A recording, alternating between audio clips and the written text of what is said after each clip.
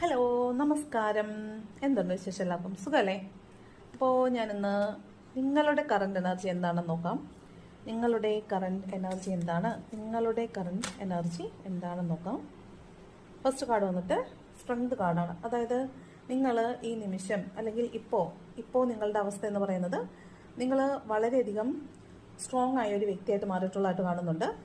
നിങ്ങൾക്ക് നിങ്ങളെ മുൻകാലങ്ങളിൽ നിന്ന് തീർത്തും വ്യത്യസ്തമായിട്ടുള്ള ഒരാളായിട്ട് നിങ്ങൾക്ക് തന്നെ നിങ്ങളെ കാണാനായിട്ട് സാധിക്കുന്നുണ്ട്.